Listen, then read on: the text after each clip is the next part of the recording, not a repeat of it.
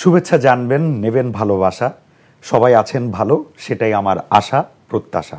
দর্শক বন্ধুরা, শুক্রবারের মধ্যরাতের বিশেষ আয়োজন এনটিভির পর্দায় আপনাদের জন্য সরাসরি সম্প্রচারিত অনুষ্ঠান রাতের আড্ডায় আমি ইমতু আপনাদের প্রত্যেককে আমন্ত্রণ জানাচ্ছি। কিন্তু যারা নিয়মিত দেখেন তাদের বলার কিছু নেই, যারা নতুন জয়েন করেছেন তাদের এক ঝলক বলে দিই, আমাদের একজন আমন্ত্রিত তারকা থাকেন, অতিথির সঙ্গে আমরা আড্ডা দিই। আড্ডার ফাঁকে ফাঁকে আপনারা ভিডিও কল করতে পারেন, ভিডিও কলে সরাসরি কথা বলে নিতে পারেন আপনার প্রিয় তারকার সঙ্গে। আর যারা মধ্যরাতে একটু ইতস্তত বোধ করেন যে ভিডিও কল করবেন না, তাদের জন্য টেক্সট পাঠানোর একটা অপশন আছে। আমরা এনটিভি এবং এনটিভির সকল অনলাইন প্ল্যাটফর্মে সরাসরি সম্প্রচারিত করছি আমাদের এই রাতের আড্ডা। ফেসবুকে লাইভ চলাকালীন সময়ে ক্যাপশনে দেখবেন যে একটা জুম আইডি এবং পাসওয়ার্ড আছে এবং সঙ্গে একটা জুম লিঙ্ক দেওয়া আছে। আপনার ডিভাইসে যদি জুম অ্যাপসটা ডাউনলোড করা থাকে, জাস্ট লিঙ্কটাতে ক্লিক করলে অথবা আইডি পাসওয়ার্ডটা পুট করলে আপনি সরাসরি আমাদের সঙ্গে কানেক্টেড হতে পারবেন এবং কথা বলতে পারবেন আমাদের আজকে তারকার সঙ্গে। কিন্তু কার সঙ্গে কথা বলবেন সেটা একটা আপেক্ষিক বিষয়।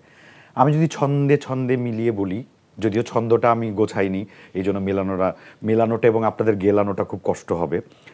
বলা হয় না যে যখন অনেক রাত্রি, চারিদিক অন্ধকার, তখনই অতিথি হয়ে এসেছেন আলোকিত করতে আমাদের সবার প্রিয় অভিনেত্রী দীপা খন্দকার। কেমন ছিল? চমৎকার ছিল। আচ্ছা, এত চমৎকার যেন না হয় যে তুমি ভুলে মচৎকার বলে ফেলো। কারণ আমি তো কিছু বলতে গেলে বলি অধাসারণ, মচৎকার, এসকিলেন্ট। কেমন আছো? আমি আছি, খুব ভালো আছি। তুমি ভালো আছো শুনে আমারও খুব ভালো লাগলো।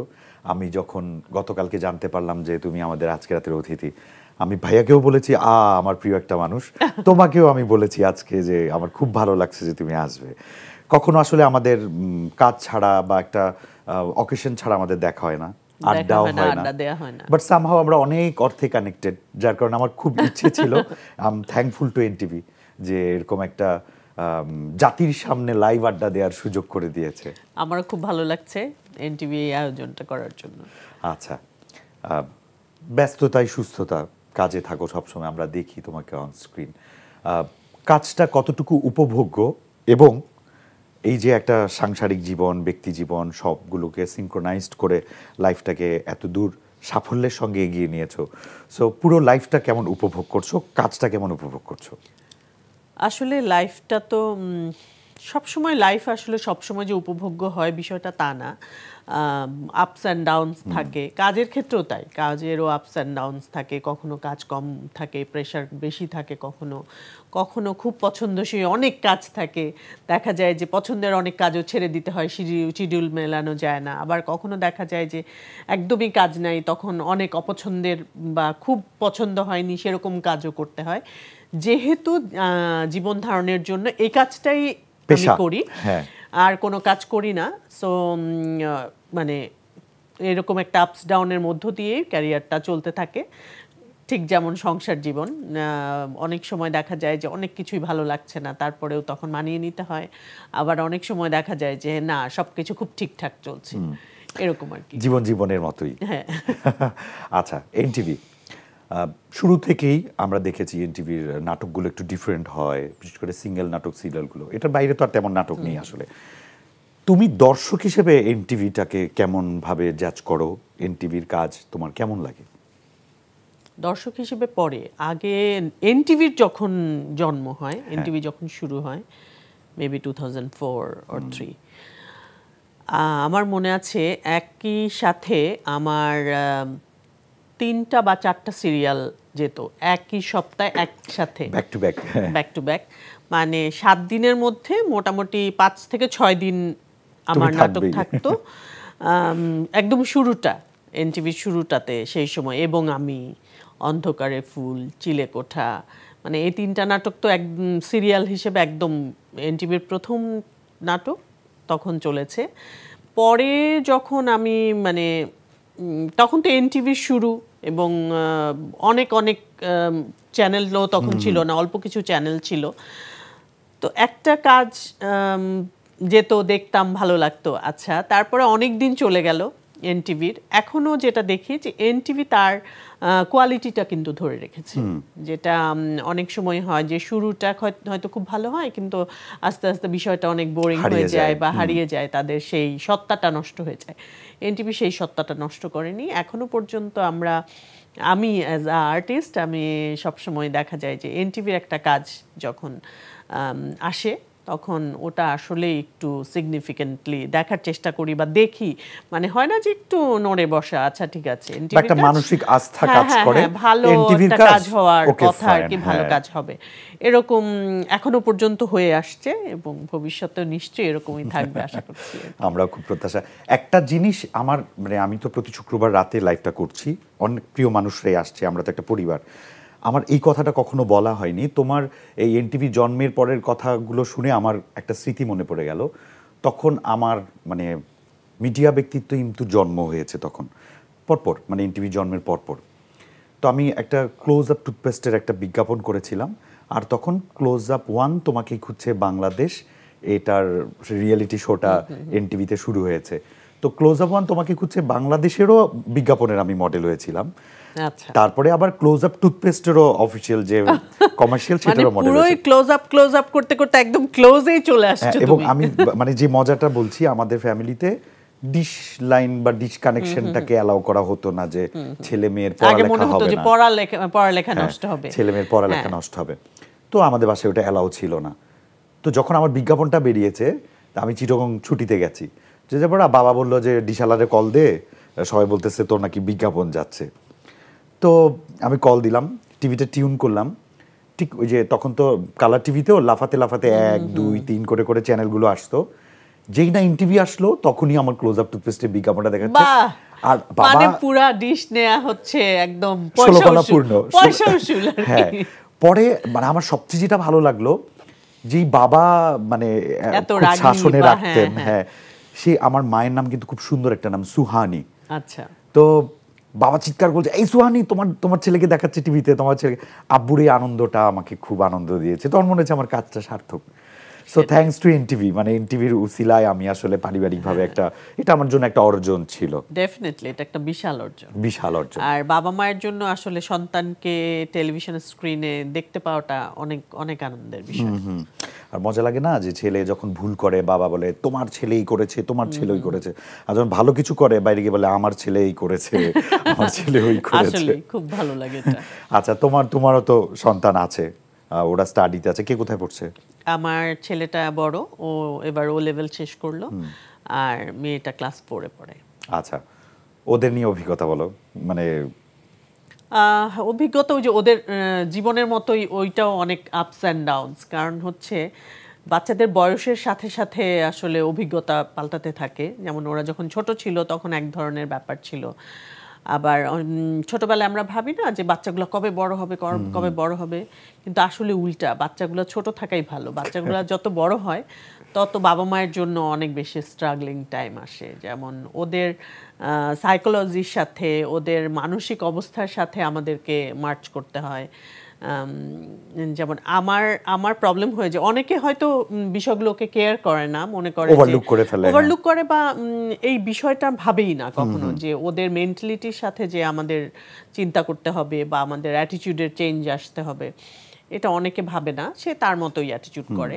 বাট আমার প্রবলেমটা হচ্ছে, প্রবলেম অথবা বাচ্চাদের জন্য এটা সুবিধা যে আমি অনেক বুঝি বা বুঝতে ট্রাই করি, তোমার চেষ্টাটা থাকে, চেষ্টাটা থাকে, বা আমি জানি যে এই অনুযায়ী ওরা রিয়্যাক্ট করবে, আমাকে ওইভাবে হ্যান্ডেল করতে হবে। সো বড়টার এখন টিন, সে একজন হচ্ছে টিনের শেষের দিকে, একজন হচ্ছে প্রি টিন, ছোটটা 11 হলো। সো সে টিনে ঢুকবে। সো দুজনের দুই ধরনের স্ট্রাগল চলতেই থাকে আর কি। আচ্ছা, ওকে, সংসারে সন্তানদের কথা বললাম, কিন্তু হাজবেন্ডকে নিয়ে না বললে ওটা তো খুব পাপ হয়ে যাবে। আমার প্রিয় একজন মানুষ, অনেক দর্শকরা তাকে শাহেদ ভাই হিসেবেও চেনেন, বাট আমাদের সবার মাঝে তিনি সুজন ভাই। আমি একদম শুরুটা জানতে চাই, এটা আমি সুজন ভাইকে অনেকবার জিজ্ঞেস করবো ভাবছিলাম, তোমাদের আসলে পরিচয়টা কি করে বা বিয়ের গল্পটা কি করে শুরু হলো? আসলে পরিচয়টা হুট করে পরিচয়, বা ও যেহেতু থিয়েটার করে, সো প্রাচ্যনাটে কাজ করে অনেক আগে থেকে, 97 থেকে। আর আমি প্রাচ্যনাটের অ্যাক্টিং স্কুলে ভর্তি হয়েছিলাম 2000-এ।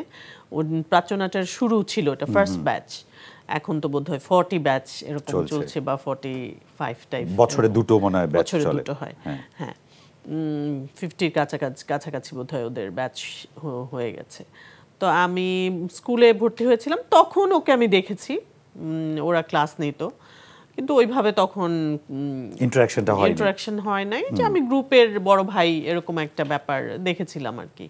রাহুল দা আমাদের ক্লাস নিত, ও সুজনও ক্লাস নিয়েছে সেই সময়, ইমন ভাই ওনারা ক্লাস নিতেন। পাভেল ভাই কি পরে জয়েন করেছেন? না না না, পাভেল ভাই তো প্রতিষ্ঠাতা, উনি তো শুরু থেকে পাভেল ভাই আছেন।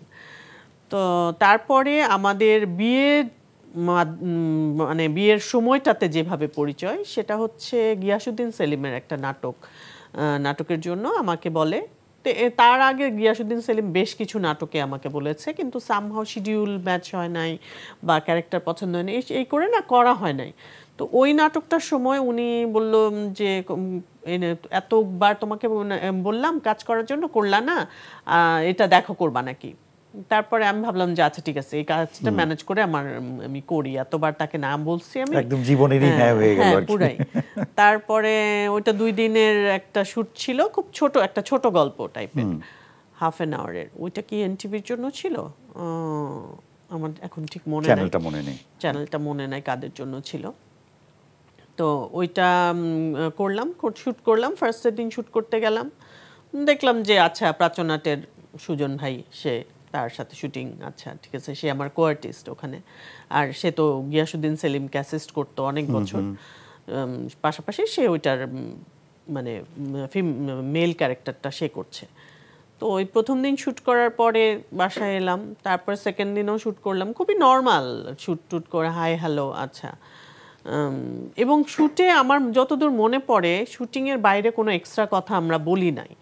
প্রথম দিন শুটিং হয়েছে আবার ওদের বাসায়, আচ্ছা, মানে যেটা আমার এখন শ্বশুর বাড়ি, সেই বাড়িতেই শুটিং হয়েছে।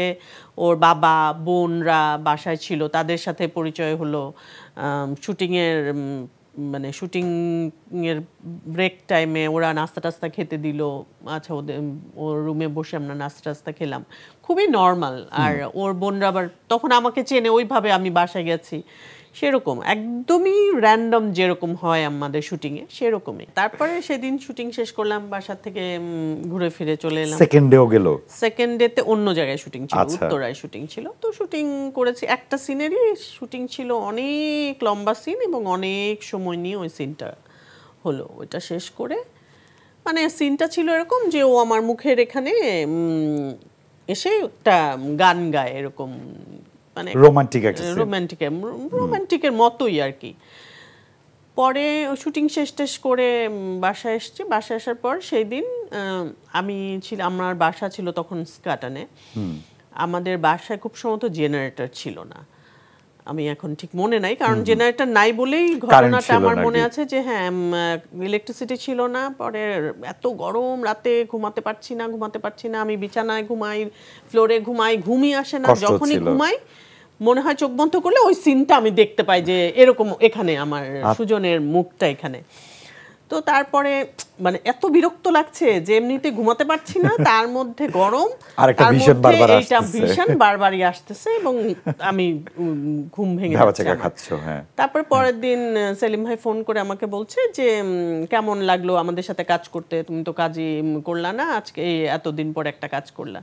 তা আমি হয় না যে আগের রাতে ঘুম হয় নাই সবকিছু মিলে, তখন আমি ওনাকে বলছি আরে কি কালকে রাতে তো ঘুমাতেই পারি নাই, আপনার হিরোর চেহারা দেখছি সারা রাত। আমি জাস্ট এটা না র্যান্ডম আর কি বলে ফেলছি। বলার পরে উনি বলছে কি বলো, প্রেমে পড়ে গেছো নাকি, তাহলে আমি বিয়ের কথা বলি। তা আমি হ্যাঁ হ্যাঁ বলেন।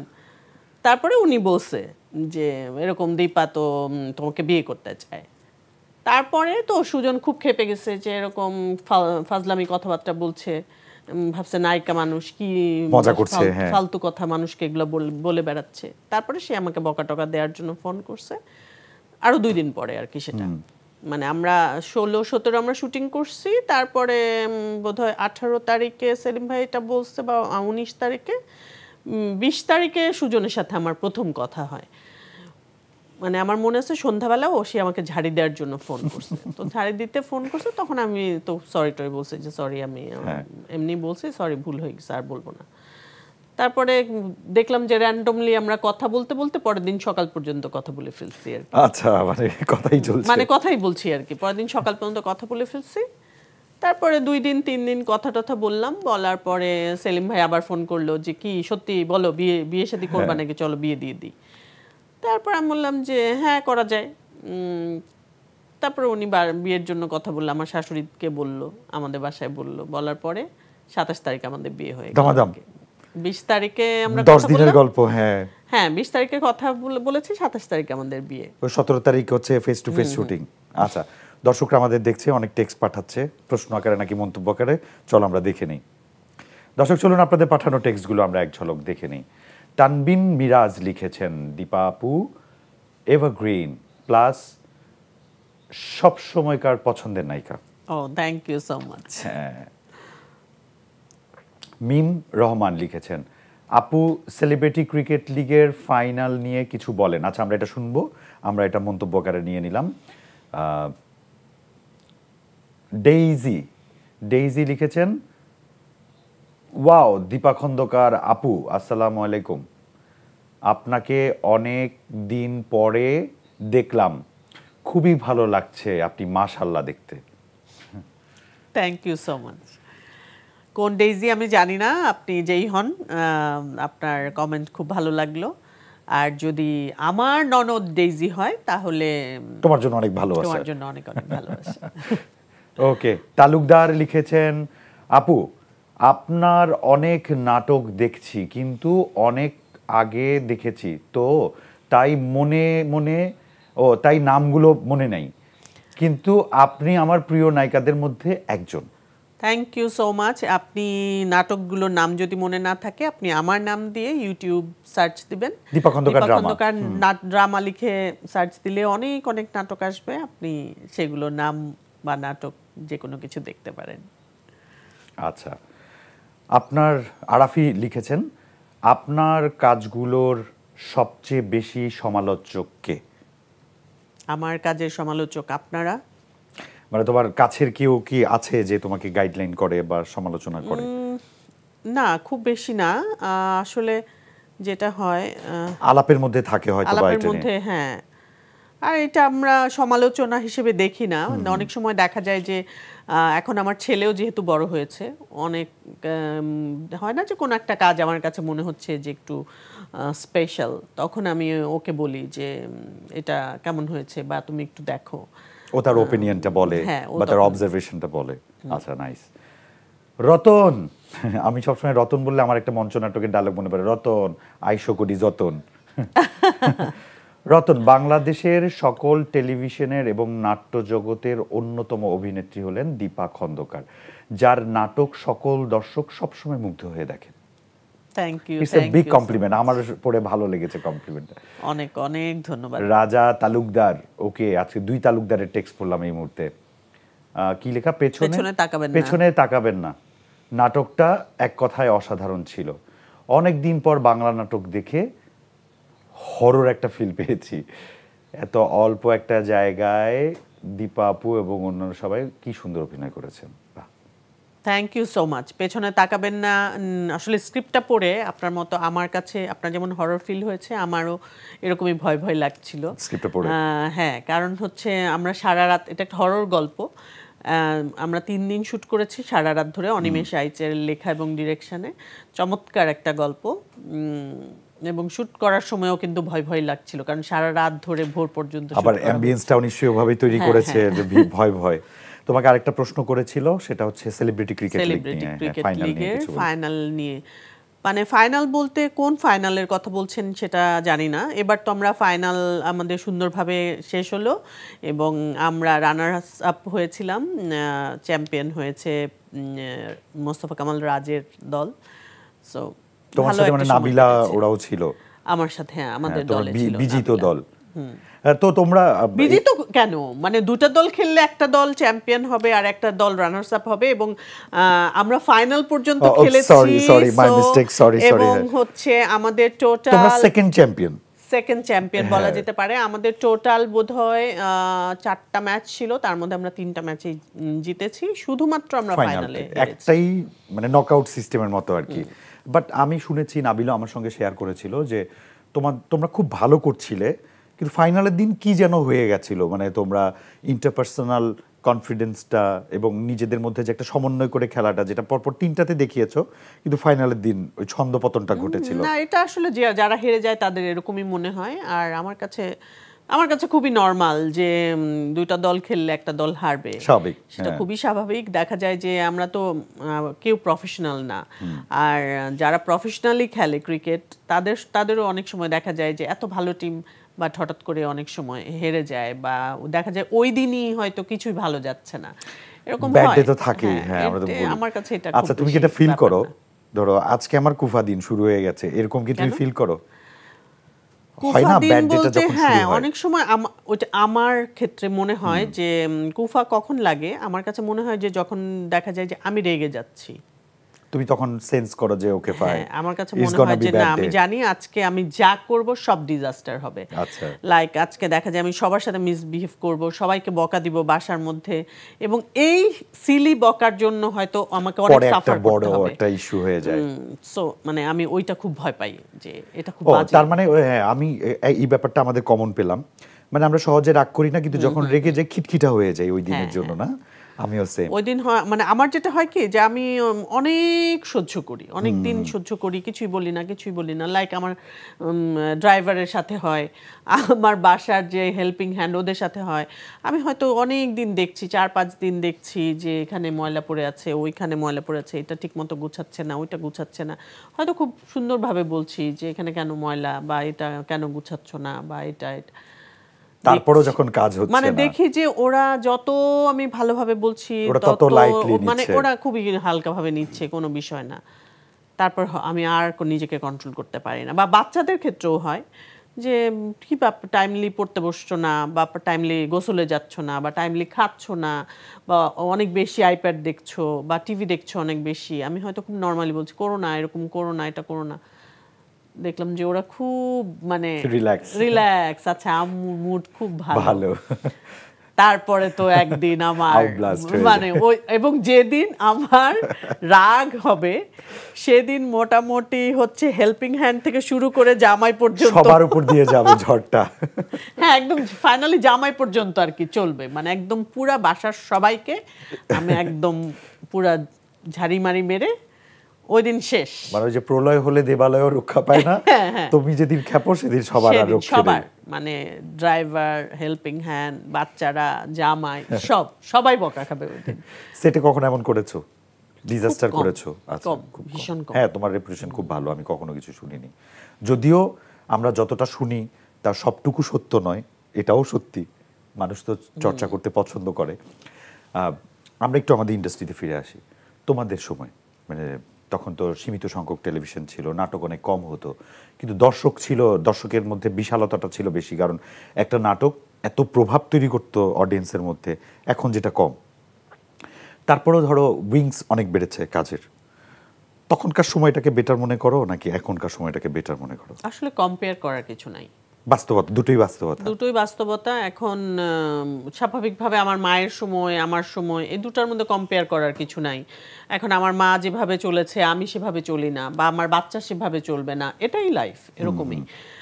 আমরা যখন কাজ করেছি তখন ডিরেক্টররা একরকম ছিল, এখন আবার যাদের সাথে কাজ করছি, আমার তো দেখা যায় এখনো যাদের সাথে কাজ করি অনেকের সাথে অনেক ভালো লাগে কাজ করতে, লাইক যেমন কোয়ার্টিস্টদের সাথে, বা ডিরেক্টর, বা টিমটা, অনেক টিম আমার কাছে অনেক ভালো লাগে, কারণ ওটা তোমার পছন্দের মতো গোছানো, তোমার মতো করে ওরা। বা অনেক সময় হয় না যে আমরা আর্টিস্টদের তো এক ধরনের স্বপ্ন থাকে যে আমার ইন্ডাস্ট্রিটা এই ধরনের হবে, বা আমার ইউনিটটা আমি এরকম চাইতাম সব সময়, যে একটা ড্রেস ডিপার্টমেন্ট থাকবে, একটা মেকআপ ডিপার্টমেন্ট থাকবে, কস্টিউম, মানে ওভারঅল একটা প্রফেশনালিজমটা থাকবে, সব জায়গায় প্রফেশনাল ব্যাপার থাকবে।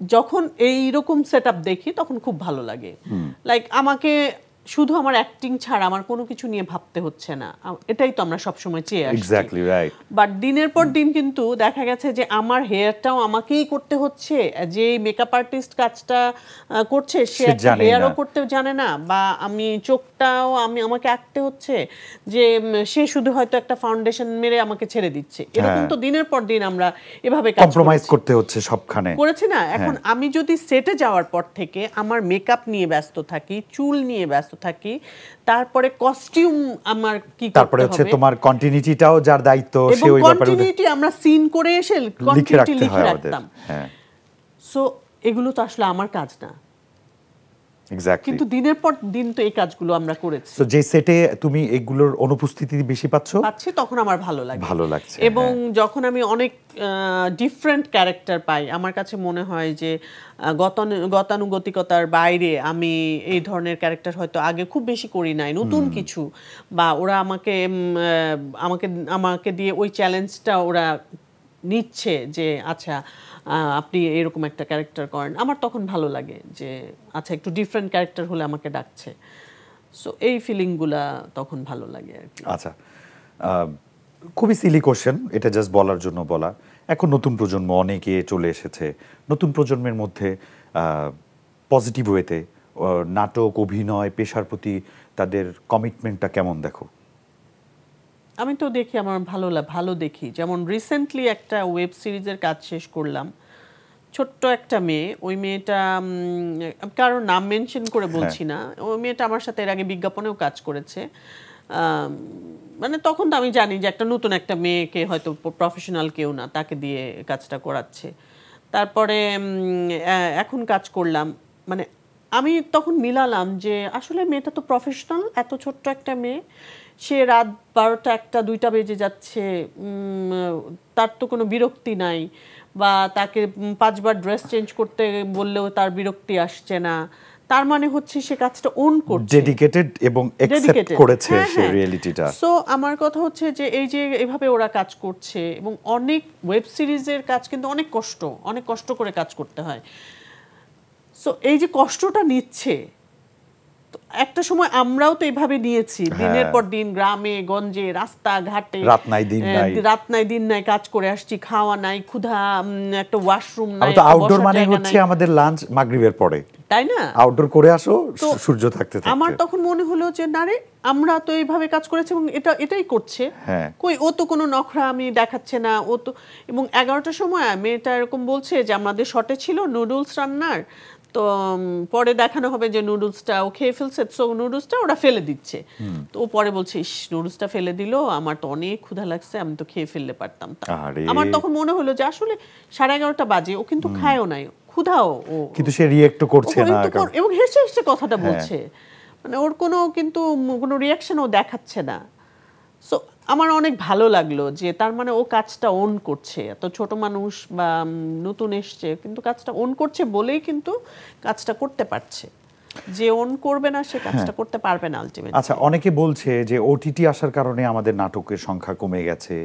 যে গতকালকে আমি একটা ন্যাশনাল নিউজ চ্যানেলে দেখেছি যে উত্তরাতে শুটিং হাউসগুলো এখন বেশিরভাগ সময় বন্ধ থাকে, মানে বেকার থাকে। এটা কতটুকু সত্য? আর দ্বিতীয়ত হচ্ছে ওটিটি তো এখন ফিল্মে ইনভেস্ট করছে, এটা আমাদের ফিল্মের জন্য কতটুকু ভালো বা প্রভাব কতটুকু?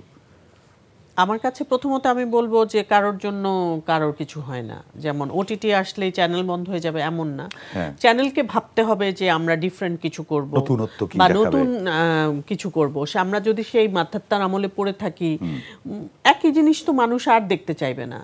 এখনো পর্যন্ত আমাদের 50-55 বছরের হিরোদেরকে দিয়ে হিরোর ক্যারেক্টার, সে বিয়ে করতে যাচ্ছে, কলেজ গোয়িং না হলেও যে সে এখনো বিয়ে করেনি, সে এখনো আনম্যারিড, এবং অবশ্যই তার একটা কোচি নায়িকা দেখাতে হবে। চলছে, ওটিটিতে তো সেই লোকই ওটিটিতে বাবার ক্যারেক্টার করছে, চাচার ক্যারেক্টার করছে, তো ওটিটি তো করাতে পারছে। এক্স্যাক্টলি, নাটকে কেন করাতে পারছে না? নাটকে কেন মনে হবে যে এই আর্টিস্টের ফেস ভ্যালুর জন্য নাটক চলবে? বা আমার কথা হচ্ছে লাগবে, সে কাজ করবে না তা না, সে কাজ করবে, তার এই অনুযায়ী কাজ করবে, তাকে নিয়েও মেন ক্যারেক্টার হতে পারবে।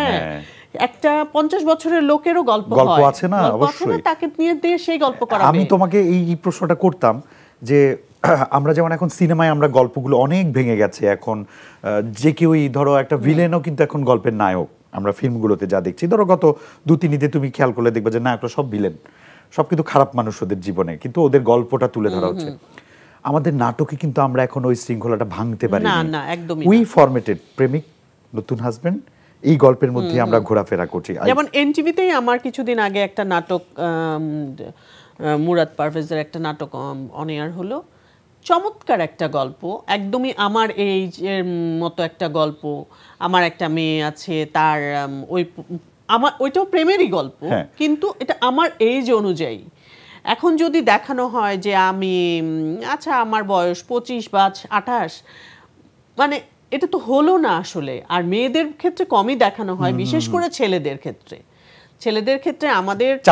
আমাদের জেনারেশনেরও আগের জেনারেশনের সিনিয়র ভাইরা, তারাও এখনো পর্যন্ত নায়কের ক্যারেক্টারই তাদেরকে দিয়ে করানো হয়। মানে ওটা কি যৌক্তিক লাগে? আমার মেয়ে বলে, আমার 9-10 বছরের মেয়ে, ও কি যেন একটা কথা নিয়ে, মানে একটা কাজের একটা প্রোডাকশনে আমার বাচ্চা হয়েছে মাত্র, হসপিটালে একটা সিন, আম্মু তোমার এখনো এত ছোট বেবি হয়, এরকম ক্যারেক্টার হয় তোমার? মানে ওর চোখে এটা বেমানান লাগছে, ইলজিক্যাল মনে হচ্ছে, রাইট? মানে আমরা দর্শকদেরকে বোকা ভাববো? আমি ভাববো যে আমার দর্শক বোকা, আমার দর্শক বোঝে না, আমার দর্শককে আমি যা খাওয়াবো তাই খাবে, দর্শক তা খাবে না। এক্স্যাক্টলি, এজন্য রিজেক্ট করছে, এইজন্য কাজ কমে যাচ্ছে, বা মানুষের জন্য কারণ আমরা বাস্তবতাকে ছুঁতে পারছি না, আমরা বাস্তবতাকে চাপিয়ে দিতে চাচ্ছি আমাদের গুলো। এক্স্যাক্ট, খুব সুন্দর কথা বলেছো। But I love NTV because এই যে তুমি তোমার গল্পটা বললাম, মুরাদ পারভেজ ভাই তো দারুণ লেখক, ওনার ভালো লাগে। আমি ওনার ওই যে এবং কি দারুণ বানিয়েছে, খুবই ভালো একটা কাজ। আমি ওনার গল্পে একটা কাজ করছি, মাসের শেষে একটা সিঙ্গেল করছি। তো যেটা বলছিলাম যে এনটিভি মানে ওরা কিন্তু এই ভিউটাকে কিন্তু কখনো প্রাধান্য দেয় না, গল্পটাকে প্রাধান্য দেয়। তুমি সাক্ষী দিলা, দর্শক দেখছেন, সাক্ষী আছে। চলো দেখি সাক্ষী হিসেবে আমাদের দর্শকরা কি কি টেক্সট পাঠিয়েছে, তার মধ্যে কিছু আমরা চৌম্বক অংশ দর্শকদের দেখানোর ট্রাই করি। চলুন দর্শক দেখে নেই। রানা কমেন্ট করা নাই তার মানা, এটা আমারও জানা তোমারও জানা। অসংখ্য ধন্যবাদ এনটিভি এবং রাতের আড্ডাকে এত সুন্দর মার্জিত একটা অনুষ্ঠান এবং আমার পছন্দের তারকাকে আজ গেস্ট হিসেবে নিয়ে আসার জন্য। দুবার বলেছে পছন্দের। ধন্যবাদ ধন্যবাদ ধন্যবাদ, অনেক অনেক ভালোবাসা। আপনারা ভালোবাসেন, এই জন্যই আমি বারবার আসতে চাই। এক্স্যাক্টলি, আমরাও চাই বারবার তুমি আসো। হৃদয় থেকে রিদি লিখেছেন, হ্যাঁ, জীবনে কোন জিনিসটাকে বেশি মিস করা হয়? জীবনে না, কোনো কিছু খুব বেশি মিস করি না আসলে। কারণ হচ্ছে যে জিনিসটা পছন্দ করি সেই কাজটা করছি, আলহামদুলিল্লাহ, যেমন আছি ভালো আছি। আর আমরা যেহেতু স্মৃতিতে বাঁচি, মাঝে মাঝে অতীত মনে পড়ে, সেটা শৈশব, বন্ধুত্ব, এটা থাকবে। বাট বেশি মিস করা হয় না আর কি, এটা মিস করা হয়। আর উনি এখন মিসেস হয়ে গেছেন, উনি মিস কেন করবেন? ওকে, আদিয়ান লিখেছেন, আমি ঢাকা ক্যান্টনমেন্ট থেকে, আমি বয়সে ছোট কিন্তু আমি আপনার সব নাটক দেখি। হাউ সুইট, তোমার জুনিয়র একজন ভক্ত। Thank you Adiyan. অনেক ছোটই হবেন আপনি, অনেক বা একদমই বাচ্চা মেবি। এই যে দেখেছো 5 বার আমি লিখেছে একটা ছোট টেক্সটের মধ্যে। হাউ সুইট আদিয়ান, মানে অনেক অনেক ভালো লাগছে। আর আমরা মনে করি যে আমাদেরকে ছোটরা হয়তো চিনে না, বা ছোটরা হয়তো টেলিভিশন দেখে না, কাজ দেখে না, বাট যখন শুনি যে কেউ দেখে, খুব ভালো লাগে। আমার খুব ভালো লেগেছে। নুসরাত জাহান লিখেছেন, আমার মা আর আমি অনুষ্ঠানটা দেখছি, আমার মায়ের আপনি খুব প্রিয় একজন। এটা আমার জন্য অনেক কিন্তু কমন একটা কথা। আমি ইদানিং খুব শুনি, ইদানিং না, খুবই আজব ব্যাপার। আমি যখন 18-20 বছর 22 বছর ছিলাম, তখনও সব ইয়াং ছেলেরা যখন নাকি আমার সাথে কথা বলতে চাইতো বা পছন্দ করতো, তারাও বলতো আমার আব্বু আম্মু আপনাকে অনেক পছন্দ করে। এখনো সব বাচ্চারা বলে আমার আব্বু আম্মু আপনাকে অনেক পছন্দ করে। আমার যে কি ভালো লাগে এটা, এটাই তো একটা প্রাপ্তি। হ্যাঁ, আমার পুরো পরিবার পছন্দ করে, এটা বিশাল ব্যাপার। নুরুজ্জামান লিখেছেন, ছোটবেলার আমার crush. Thank you so much. দুজনই তো বড় হয়েছেন। হ্যাঁ, ক্রাশ শব্দটা তো এখনকার, যদিও আমাদের সময় ক্রাশ ছিল না, এখন ক্রাশ আছে, ভালো লাগছে। সবুজ, দেখি উনি কতটা অবুঝ। দীপা খন্দকার, গুণী এবং মার্জিত একজন অভিনেত্রী। Thank you so much. Thank you, আপনি না বললে তো জানতামই না। অসংখ্য ধন্যবাদ। রাহাত লিখেছেন, স্বপ্ন টেলিফিল্মে প্রথম দীপা আপুকে দেখেছিলাম। এত সাবলীল অভিনয় দেখে তার অভিনয়ের প্রেমে পড়ে গেছি। ওহ, থ্যাংক ইউ সো মাচ। শুধু অভিনয়ের আফসোস মিস করলেন মানুষটার প্রেমে পড়া। প্রীতম লিখেছেন সাবলেট নাকি হাফলেট নাটকটিতে দীপা আপুর অভিনয় দেখে বেশ হেসেছি। মানে কিরকম হাসি, যে পচা হয়েছে অভিনয় এর জন্য কটাক্ষ হাসি নাকি ফান ছিল? নামটা শুনেই তো বুঝতে পারছি স্যাটায়ার ফিল্ম। সো ওটা আমার বন্ধু মীর সাব্বিরের লেখা এবং ডিরেকশনে। সাব্বির সবসময় অনেক মানে ফানি গল্প লেখে এবং ডায়লগগুলোও তার খুব মজার হয়, যে কারণে ওর সাথে কাজ করতে সব সময় ভালো লাগে। চুমকি আপু তো তোমার ভালো ফ্রেন্ড। হ্যাঁ, এর জন্য ওরা দুজনেই অলমোস্ট আমার 25 বছরের বন্ধু। আচ্ছা, তো চুমকির সাথে ভালো রিলেশনের জন্য হুমকি পাইছো কখনো? না, ধমকিও দেয় নাই কেউ? বাহ, দুজন মিলে কোনো নিমকি খেয়েছো? আমি সব সময় ওদের মধ্যমণি, বা অনেক সময় দেখা যায় যে মানে কি বলে ওইটাকে, মোরল টাইপের গ্রামে থাকে না, বিচার সালিশের ইয়ে। তুমি তোমার সার্কেলে চুমকি হয়তো সাব্বিরের নামে কমপ্লেন আমার কাছে করে, বা সাব্বির চুমকির নামে কমপ্লেন আমার কাছে করে, এরকম আর কি বিষয়টা মজা। তুমি গুরুজি হয়ে সাজেস্ট করো আর কি, এমন করিস না এমন করে? না, ঝাড়ি দেই, সাব্বিরকে ঝাড়ি দেই আর চুমকিকে হয়তো বুঝাই। আচ্ছা আচ্ছা, মানে একটু প্রায়োরিটি পাই চুমকি আপু। ওকে, আমরা কোন টেক্সটের আগে আমরা প্রসঙ্গে ছিলাম যে নতুন জেনারেশন, কমিটমেন্ট, এগুলো নিয়ে। আমরা একটু ফিল্ম নিয়ে কথা বলি। গেল কয়েক বছর দর্শক হলে ফিরেছেন, ফেস্টিভ্যাল নন ফেস্টিভ্যাল অনেক মুভি ব্যবসা সফল হয়েছে, তারপরেও কোথায় যেন ধারাবাহিকতাটা হচ্ছে না, বারবার হোঁচট খাচ্ছে। এটা থেকে কাটিয়ে ওঠার কোনো মানে মন্ত্র কি তুমি জানো, বা তোমার কোনো অবজারভেশন আছে? আমার কাছে মনে হয় যে কাটিয়ে ওঠা না, আমরা আসলে লাইনে উঠেছি মাত্র। ফিল্মের যে লাইনে আমরা উঠেছি তার প্রমাণ হচ্ছে আমাদের যে উৎসব যে মুভিটা, আমি বলবো যে উৎসব মুভিটা প্রমাণ করে যে আমরা আসলে লাইনে উঠে গেছি। এখন আমাদের চলার সময়। মানে এতদিন আমরা স্ট্রাগল করেছি, আমরা আমাদের সিনেমার একদমই খারাপ একটা সময় গেছে, তারপরে হচ্ছে আমরা ওখান থেকে একটা চেঞ্জ আনার চেষ্টা করেছি, মনপুরার মতো ভালো একটা সিনেমা পেয়েছি, তারপরে এরকম একে একে কিন্তু আমরা দেবী পেয়েছি, আয়নাবাজি পেয়েছি, এরকম একে একে কিন্তু বেশ কিছু আমরা সিনেমা আমরা পেয়েছি সামনে। এবং ফাইনালি আমরা আমি উৎসবের কথা বলবো যে ফাইনালি আমরা উৎসব পেয়েছি একটা ডিফারেন্ট গল্প নিয়ে, যে সিনেমা হতে পারে, ডিফারেন্ট বয়স, এবং গল্পটা যে এই লেভেলের ডিফারেন্ট হতে পারে, মানে এটা একটা বিশাল অ্যাচিভমেন্ট আমাদের জন্য। সো এবার আমাদের চলার শুরু হয়ে গেছে। আসলে আমরা সামনে নিশ্চয়ই এরকম আরো অনেক অনেক ভালো সিনেমা দেখতে পারবো। তুমি উৎসব মুভিটা তো হলে গিয়েই দেখেছো। হ্যাঁ হ্যাঁ। দেখার আগে কি জানতে যে মুভিটা অনেক ভালো? না, ভালো জানতাম না। আমার কাছে মনে হয়েছে যে জাহিদ ভাই অভিনয় করেছে, আর তানিম নূর আমার খুব প্রিয় একজন ডিরেক্টর। তার সাথে আমি একটা সিরিয়াল করেছিলাম এর আগে জি5 চ্যানেলের জন্য, আমাদের বাড়ি নামে। তো আলাদা সেট টেট ফেলে যেটা করেছিল আমাদের বাড়িতে সাদিয়া, তখন আমাদের বাড়িতে আমাদের বাচ্চাদের ক্যারেক্টারগুলো সাদিয়া আর দিব্য সৌম্য করেছিল। তো তখন আমাদের ওটাও চমৎকার একটা সেট ছিল।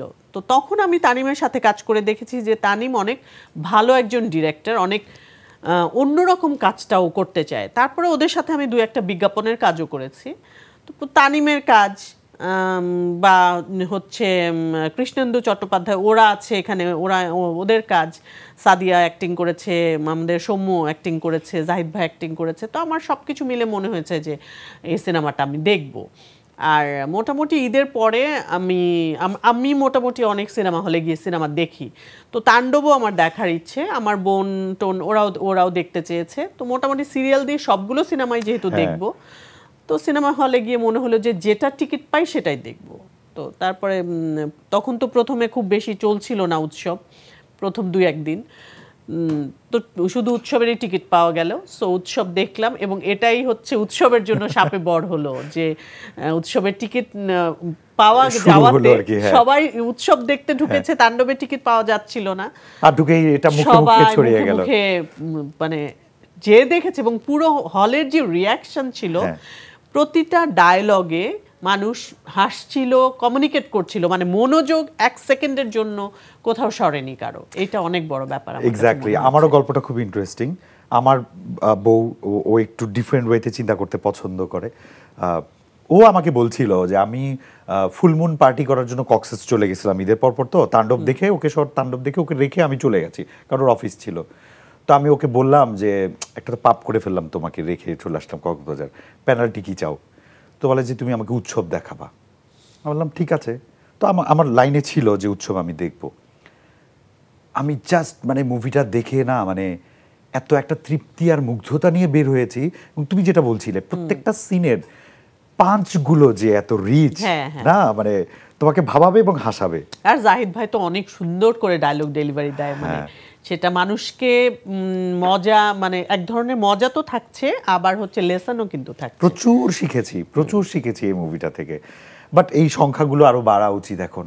আমার ধারণা এখন বাড়বে, এবং মানুষ, প্রোডিউসাররাও সাহস করবে, ডিরেক্টররাও ডিফারেন্ট গল্প নিয়ে ভাববে, আমার কাছে মনে হয়। আবার ওটিটি যারা করছে এগুলো, এটা তো ওটিটি ইনভেস্টমেন্ট ছিল, তারাও আরো সাহস করে আরো বড় বড় ক্যানভাসে ওগুলো করবে। যেই হারে তোমাকে আমরা নাটকে দেখি, বিজ্ঞাপনে দেখি, সেই হারে কিন্তু ফিল্মে দেখি না। এটার কারণ কি? ওই যে কারণ তো এটাই ছিল যে আমাদেরকে নিয়ে তো আসলে খুব বেশি গল্প হয় না।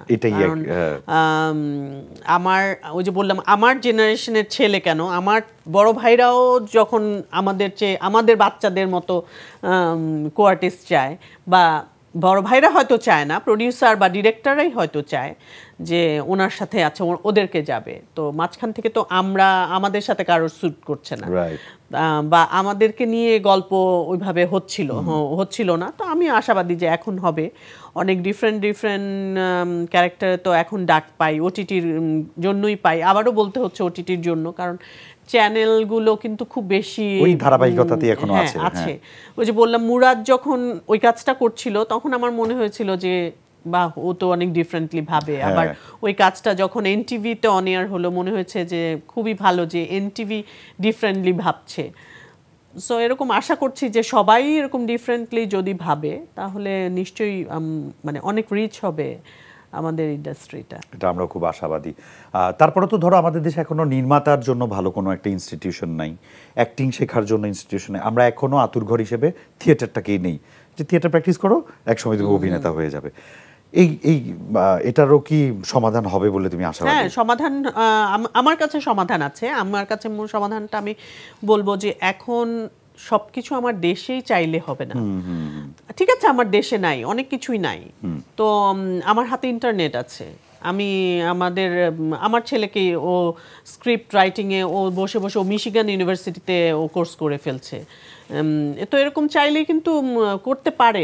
শুধু ইন্টারনেট তো শুধু গেম খেলার জন্য না, বা হচ্ছে রিল দেখার জন্য, লট অফ অপরচুনিটিজ, রাইট? অনেক কিছুই আছে, প্রোডাক্টিভ অনেক কিছুই করা যায় চাইলে।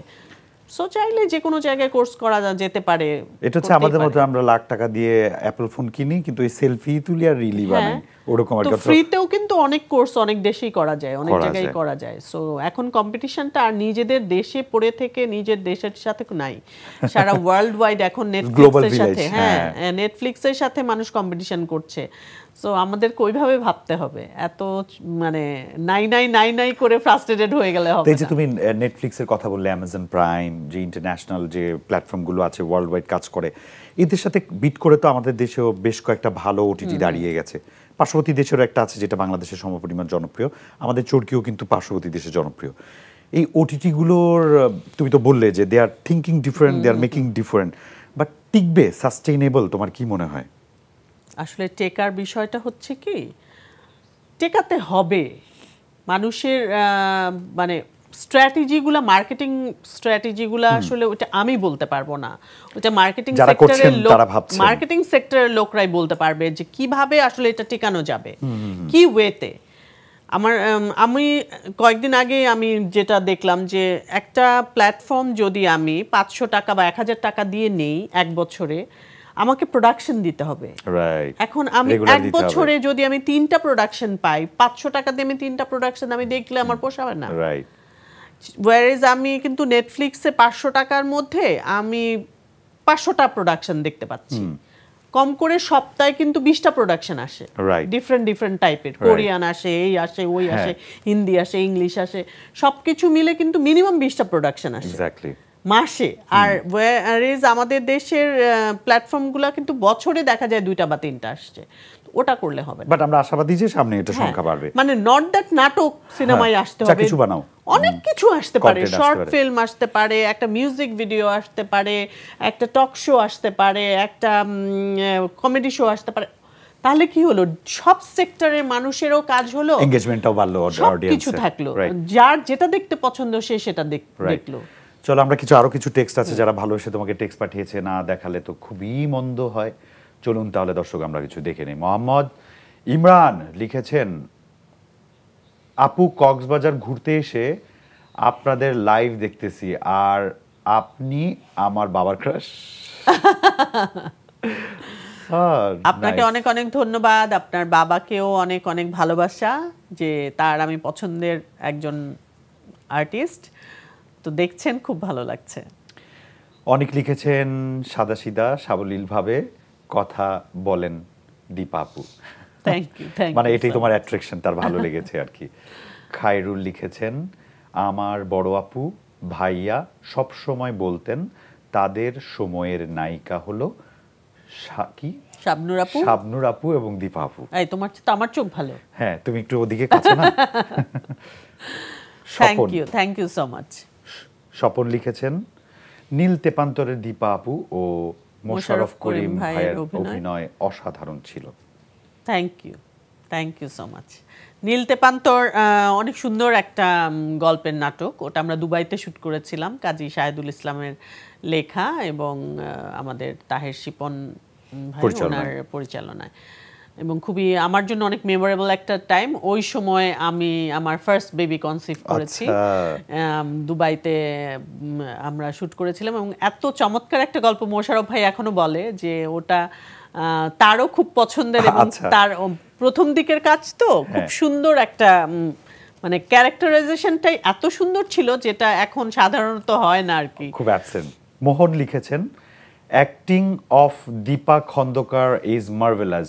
Really, I'm fond of her acting, attitude, natural beauty, and the voice. Thank you so much.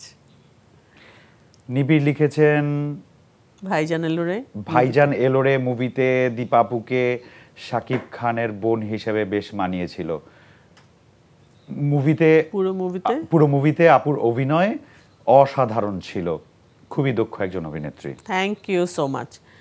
Shakib Khan আমার ভাইয়ের মতোই, সো এই জন্য হয়তো তুমি ছিলা বোনের মতো, আমিও তোমার ভাই, কিন্তু এখন দিতে হবে টাটা বাই বাই, কারণ হাতে একেবারেই সময় নাই। যদিও বারবার তোমাকে চাই। তোমাকে অসংখ্য ধন্যবাদ এনটিভির পক্ষ থেকে, রাতের আড্ডার পক্ষ থেকে। ভেবেছিলাম যে অনেক লম্বা সময় বকবক করতে হবে, এখন তাতেই সময় চলে গেল। এটা হচ্ছে আমার সাথে আড্ডা করার একটা মজা, যে কখন আসলে শুধু তুমি না, আমার দর্শকরা এত সুন্দর সুন্দর মেসেজ আমাকে দিয়েছে, এত কমপ্লিমেন্টস করেছে। হ্যাঁ, আমি আজকে অনেক মুগ্ধ। আর ইটস এ ডিফারেন্ট এক্সপেরিয়েন্স, আমাদের জার্নিটা অনেক ডিফারেন্ট ছিল।